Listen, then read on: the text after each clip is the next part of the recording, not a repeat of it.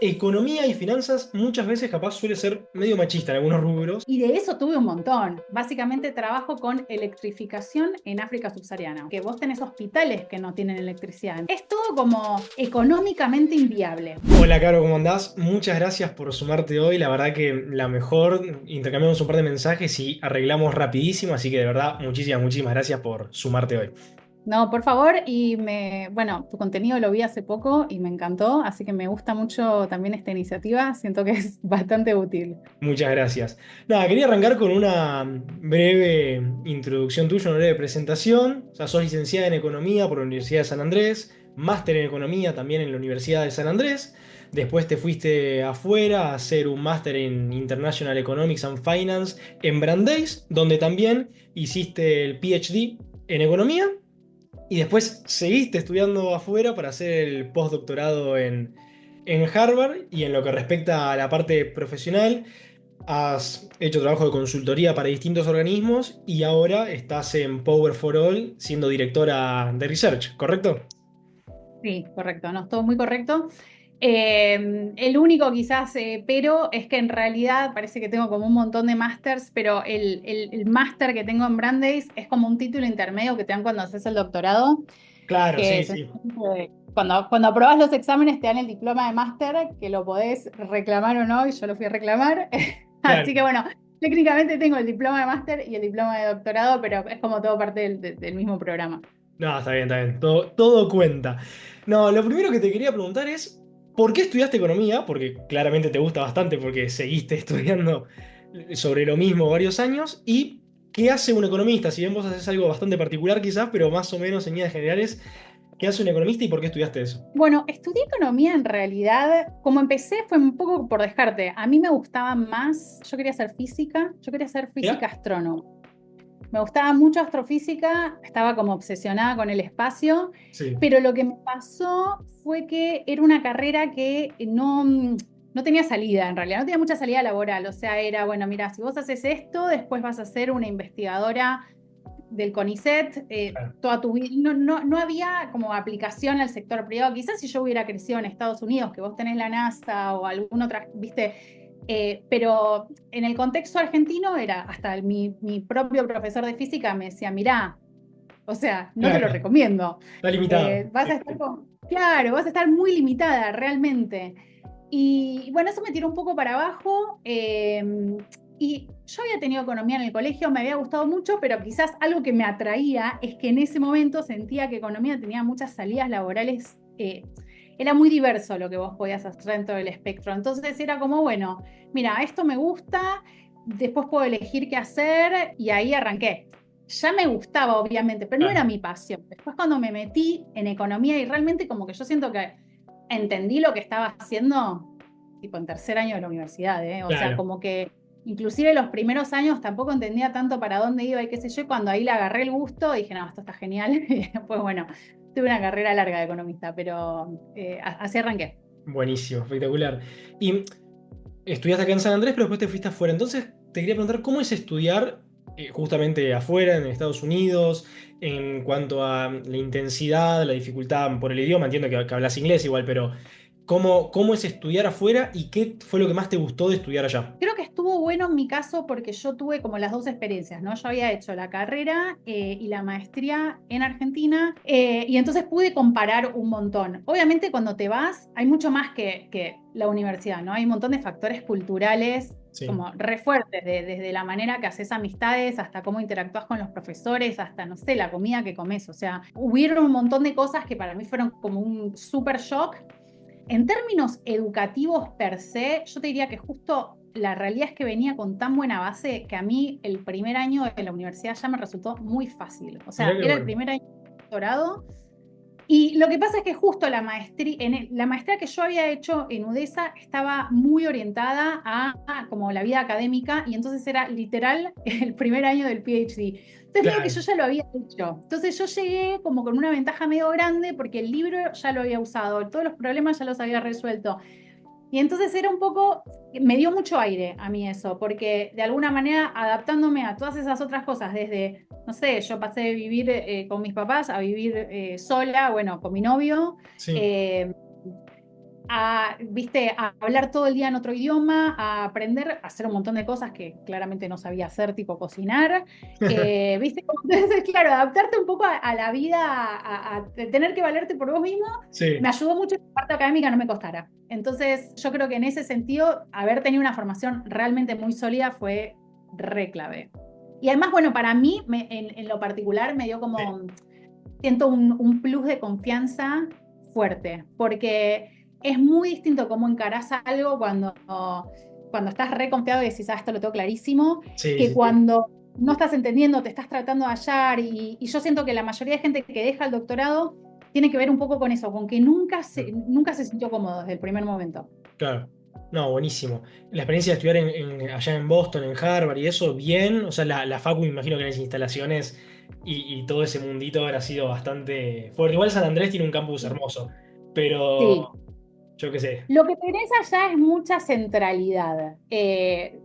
A ver, allá obviamente todo lo que es infraestructura es increíble en cualquier universidad, ¿eh? En la universidad más chiquita que te puedas imaginar, o sea, tienen, no sé, o sea, todas las clases tienen proyectores y está todo hecho a nuevo y todo es Claro, espectacular. O sea, todo lo que tenga que ver con infraestructura no tienen comparación en absoluto. O sea, el gimnasio de la universidad es algo que nunca viste en tu vida, o sea, claro, todo es espectacular. Harvard en sí lo que tiene es que todo pasa en Harvard. Entonces, claro, vos estás ahí y vino el expresidente de Colombia a dar una charla y el tipo está sentado al lado tuyo almorzando. claro. Eh, y pasa todo eso que es muy único de la universidad. Y bueno, yo, o sea, interactué mucho con gente que tiene un premio Nobel y que es normal porque hay muchas, o Sí, sea, hay sí. muchos profesores de Harvard que son muy galardonados, digamos, y que tienen premios de toda índole y qué sé yo, pero claro, o sea, lo pensás un minuto y decís, "Este está hablando conmigo". Es Y loquísimo. Sí, sí, sí. es loquísimo, pero es como medio normal ahí. Y qué sé yo, te acostumbras a veces, es como algo muy lindo a lo que te acostumbras, Sí, pero cuando tomo un poquito de distancia, digo, no lo puedo creer, o sea, no puedo creer este lugar.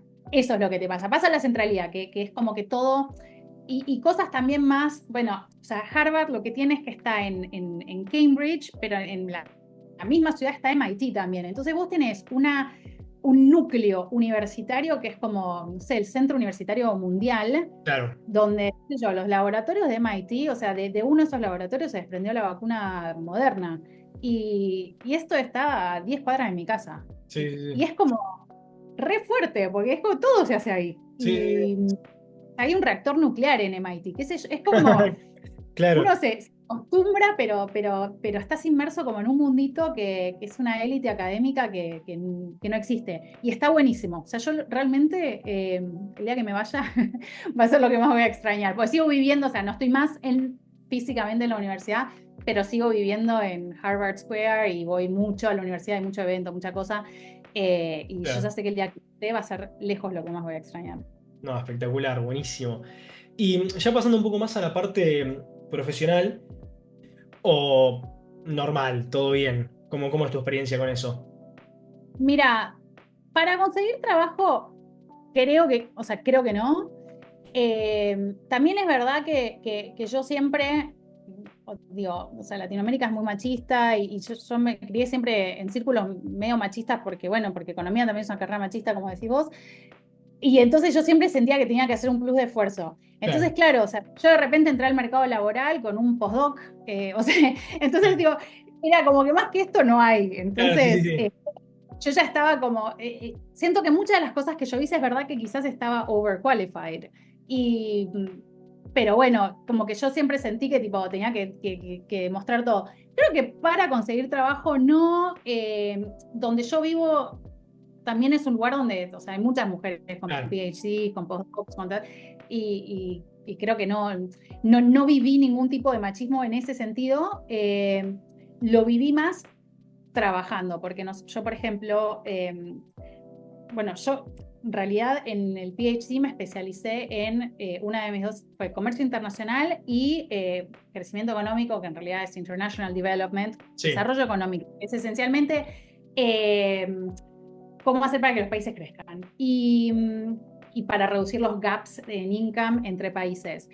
sí, Y entonces siempre trabajé con países, digamos, en desarrollo, que es como mi pasión. sí, Y Bueno, y en esos contextos laborales, y siempre estuve un poco en la intersección entre la academia, o sea, entre hacer cosas recontra académicas tipo papers y mucho análisis de datos y tal, pero también en la intersección entre eso y el policy making. Y bueno, ¿qué significa esto y cómo esto puede ayudar a hacer políticas públicas, ¿no? O sea, ¿para qué me Claro, sirve saber todo esto? Bueno, porque capaz hay una política que puede ayudar a, no sé, reducir el desempleo en tal o cual país. Y entonces, como yo trabajo con muchos países de desarrollo, trabajé con países tipo Arabia Saudita, claro. que en, en los papeles es un país rico, Sí. pero en la práctica, en términos de desarrollo, no lo es. O sea, Y la es un país con distribución del muchísimas ingreso, desigualdades.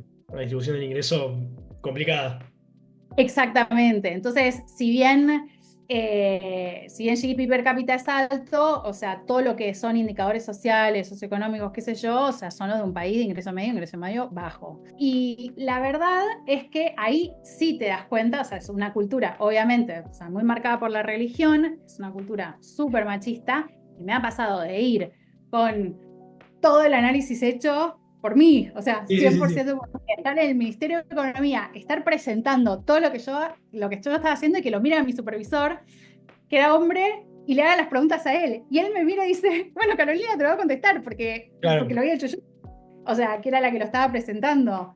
Y, y de eso tuve un montón, que, claro. que, que no te hagan una pregunta a vos directamente, que asuman que vos sos siempre como el segundo, o eso me pasó un montón, me acostumbré bastante. Hoy en día trabajo mucho con países africanos y un poco pasa la misma dinámica, sobre Claro. todo cuando hablas con la gente de los gobiernos. Hablo con, Sí, no sé, hoy estoy más en energía, pero hablo con la gente del Ministerio de Energía y también, y es como tipo, ya me doy cuenta, o sea, ya la mirada, o sea, sí, sí, primero que sí, soy sí. blanca y segundo que soy mujer, o sea, es como...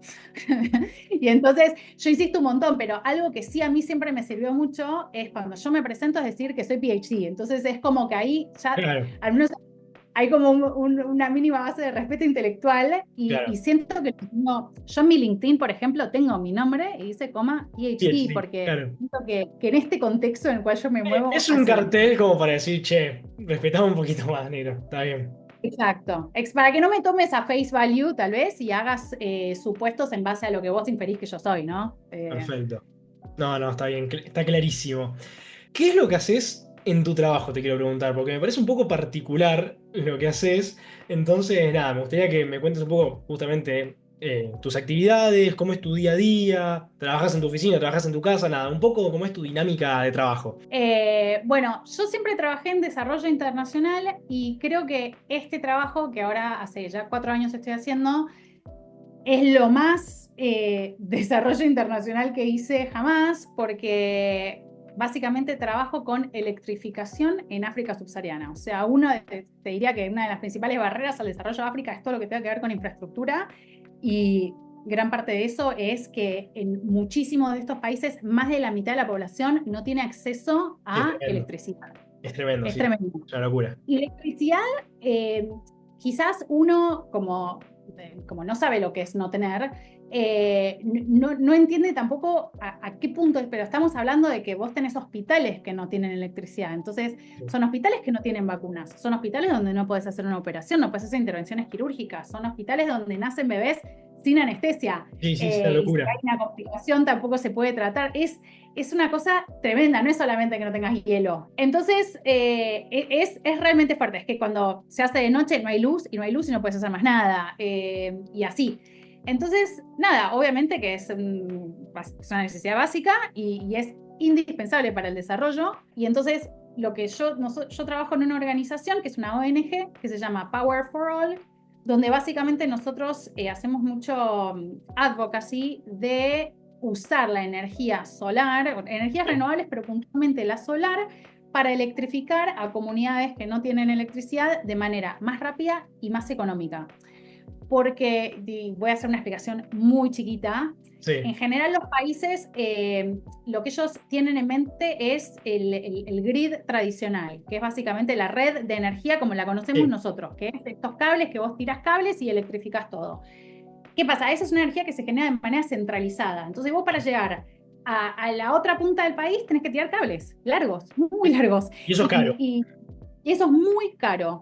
Y en geografías como África, eso es tremendo porque Sí. vos, a diferencia de Europa, que vos tenés ciudades muy densamente pobladas, muy cerquitas, entonces vos tenés 200 kilómetros de cable y le llegaste a millones de personas, vos tirás 200 kilómetros de cable en África subsahariana y llegaste a 2 comunidades de 1000 personas. Claro, tenés comunidades, tribus separadas, es un quilombo, sí, sí, sí, sí. Exacto, son muy chiquitos y muy aislados. Entonces lo que te pasa es que es carísimo llegar a una comunidad recontra chiquita donde hacen agricultura de subsistencia, o sea, donde ni siquiera la van a usar. Sí. Entonces vos te gastaste 500 millones de dólares que no los vas a recuperar jamás y además esa gente tampoco siquiera tiene plata para conectarse. Entonces es todo como económicamente inviable. Pero ese es el approach tradicional, porque así es como se electrificó el primer mundo, porque esto es lo que conocíamos hace 100 años.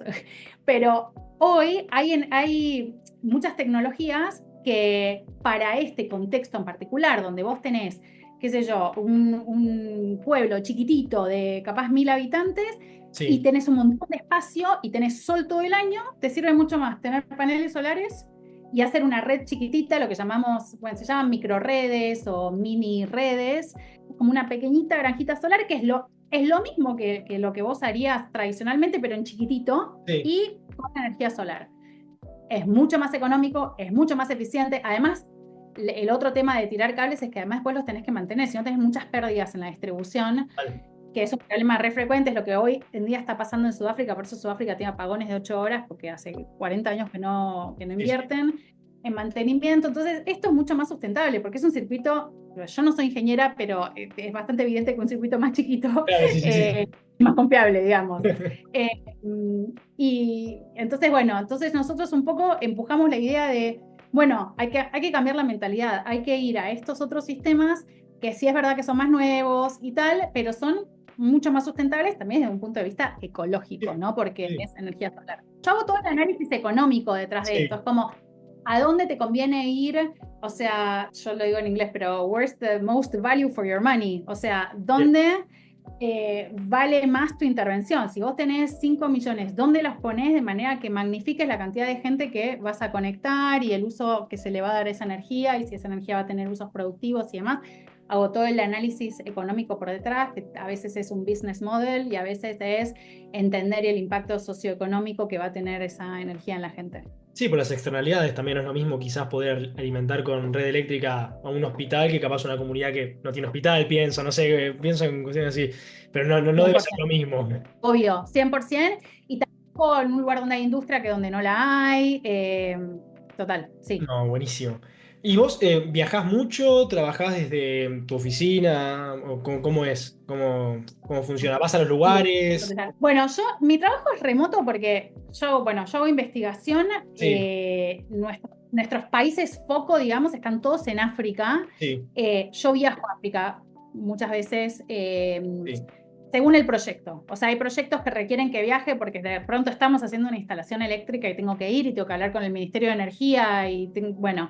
sí. Eso, a veces voy porque hay alguna conferencia, tenemos muchos como partners que están en África, tenemos Sí. gente nosotros de mi organización que está basada en África, a veces voy porque necesito recolectar datos y a veces tengo que ir y hacemos una survey o algo, y si bien la survey capaz no la hago yo físicamente porque capaz lo hago a través de una universidad local, igual tengo que estar, tengo que explicarles cómo hacerlo y entonces viajo en esas circunstancias. Y después, otra cosa que yo hago dentro de la organización es fundraising, que es básicamente conseguir plata de Claro, sí, donantes. sí.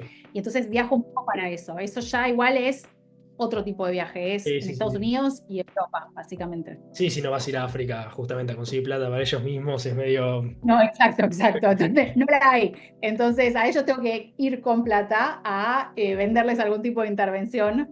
Exactamente. Exacto. No, está súper interesante, mal, está buenísimo. Y igual me sigue pareciendo muy particular el por qué vos decidís quizás sumarte a una organización así, que entiendo que es una organización sin fines de lucro, ¿no? Es una ONG. Sí, Entonces, sí. nada, al menos yo no conozco muchos economistas que vayan para ese lado, entonces me interesa saber cómo fue tu proceso decisorio para decir, che, me interesa dedicarme a esto, a trabajar en organizaciones sin fines de lucro. ¿Cómo se dio eso? Te dio porque bueno, yo antes de esto trabajaba haciendo más del lado de las políticas públicas, o sea, más un poco haciendo análisis de datos que informaran políticas públicas. Lo que siempre me gustó mucho de las políticas públicas es que tienen impacto, porque si vos convences a un ministro de que tiene que hacer algo porque va a traer tal o cual cosa, y la persona lo hace, tiene un impacto enorme. O sea, yo Sí, en el proyecto que trabajé en Arabia Saudita logramos que cambiaran una política o sea, que le estaba haciendo realmente mal a las empresas en el sí, país y realmente es como muy, muy impresionante. O sea, sentir que tenés ese nivel de impacto está buenísimo porque siento como, bueno, o sea, usar los datos para esto está realmente bueno. sí. Eh, yo desde ese trabajo que hice en políticas públicas, después en el medio estuve trabajando para el BID y para el Banco Mundial y trabajé, pero ya a otro nivel, mucho más research. Entonces, sí, escribí un libro con ellos y hice varios papers, Buenísimo. pero me metí mucho en la parte de infraestructura. Infraestructura siempre me interesó porque como a mí siempre me interesó el desarrollo internacional y la infraestructura siempre es una de las principales trabas al desarrollo, Sí, me gustó mucho. Y trabajando en infraestructura, en el momento que yo estaba trabajando en eso, uno de mis mejores amigos estaba metiéndose en lo que se llama Green Growth y escribió un libro de esto, me mandó su libro, qué sé yo, y yo me empecé a fascinar con todo esto de, claro, él europeo, estaba muy claro. metido con cambio climático. En Sí, Estados Unidos esta discusión empezó más tarde y ahora ya, bueno, murió un poco también con Trump, sí, pero es una discusión que a mí me interesa un montón. Entonces, poder unir cambio climático con crecimiento económico, con development, me parece espectacular. Y entonces dije, bueno, yo estoy en infraestructura y ahí fue como medio natural que quise pasar a energía solar sin ser ingeniera, porque claro. eh, en realidad el trabajo más obvio es como ser un Energy Systems Engineer y trabajar efectivamente como on the ground para Sí, sí, esto. sí. Pero en mi caso yo soy economista, entonces es bueno, me puse a buscar, o sea, desde qué ángulo yo podía aportar y el ángulo es este, es un poco toda la parte más socioeconómica que está detrás de electrificar con energía solar. Y bueno, se fue dando que mientras yo estaba trabajando en ese momento para el Banco Mundial, me llega esta búsqueda y dije, esto es perfecto, esto está Claro, buenísimo. Y apliqué y bueno, un poco los convencí de que lo podía hacer, porque yo no tenía background en energía claro. renovable. Pero fue como, mira, me reinteresa, soy economista, te analizo el dato.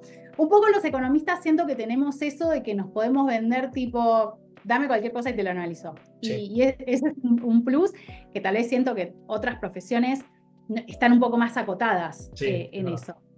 No, buenísimo. Y bueno, claramente te creyeron y te fue bien porque estás ahí hace un par de años ya. Así que Acá estoy, mínimo sí, te creyeron. mínimo me creyeron, mínimo me creyeron. Nada, te voy haciendo las últimas preguntas para no sacarte más tiempo. De vuelta te agradezco un montón por sumarte. Es súper interesante todo lo que haces y lo que me contaste está buenísimo, la verdad. Yo había leído un poco antes de la charla y todo, pero nada, esto que me contás suena mejor todavía, así que buenísimo. Lo que te Lo quería vendo bien igual, pues soy economista. No, está bien.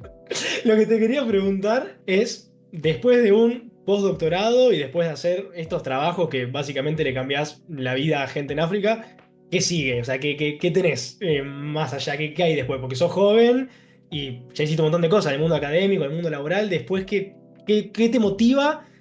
¿Cuál es el próximo paso? Es una re buena pregunta, me lo pregunto un montón. Me costaría mucho salir me costaría mucho salir del desarrollo y me costaría Sí, mucho salir del impacto, porque yo siento que a mí me pasa al revés con otra gente que capaz tiene un trabajo espectacular en una carrera como más, decirte, corporativa tradicional y de repente llegan, no sé, a los 40 y dicen, yo quiero hacer algo que sea meaningful para mí, que tenga impacto. Y yo vengo haciendo esto desde claro, UDES más o menos. Y claro, y digo, yo no iría en la otra dirección tampoco. O sea, como que una vez que estás haciendo esto, que ves, qué sé yo, no sé, uno de los proyectos que hice, electrificamos un pueblo y le cambiamos la vida a un montón de gente y la gente lloraba de emoción claro. y ver, no sé, el impacto que tenés en chicos que pueden ir al colegio y que, no sé, es re fuerte. Entonces, me costaría mucho salirme de acá. Yo creo que me quedaría, no sé si en el sector, pero me quedaría en desarrollo económico seguro. Sí, Seguro. Yo soy muy fan, siempre fui muy fan de Naciones Unidas. Entonces, yo creo que tal vez mira, algo para ese lado, algo más para el lado de organismos, de, no sé, o sea, Naciones Unidas tiene un montón de suborganizaciones, tipo sí, la Organización Mundial de Comercio, qué sé yo, la de health, pero la de educación, qué sé yo, la de los niños, pero como algo en ese espectro, sí, yo creo que en ese espectro de quedarme en desarrollo económico, tal vez en un organismo, o quizás alguna iniciativa propia. Lo que pasa es que es muy difícil. Difícil, sí. Pero, pero el día de mañana, si yo no tuviera ningún tipo de necesidad económica, por ejemplo, y qué sé yo, pensaría en hacer algo, algún tipo de fundación propia. Veo un montón de agujeros que estaría Claro. bueno llenar o sea, sé lo que yo haría si no dependiera de mi ingreso. No, buenísimo. No, Caro, la verdad que de vuelta, te agradezco un montón por sumarte, no te quiero robar más tiempo. La verdad que estuvo buenísima la charla. Yo la pasé muy bien, espero que vos Sí, también. no, yo también. No, muchas gracias. Y como te dije antes, al principio me parece buenísima esta iniciativa. Yo no tuve nada de esto cuando era alumna y me hubiera gustado porque la realidad es que el espectro laboral es enorme y si salís de Sí. Argentina sería mucho más. Entonces, como que siento que está re bueno y que realmente agrega valor. Así que bueno, gracias por hacer esto. No, buenísimo, Caro. Muchísimas gracias a vos. Así que nada, nos estamos viendo y espero a ustedes que les guste el video. Así que nada, Caro, hasta la próxima. Chau, chau, Caro. Muchas gracias.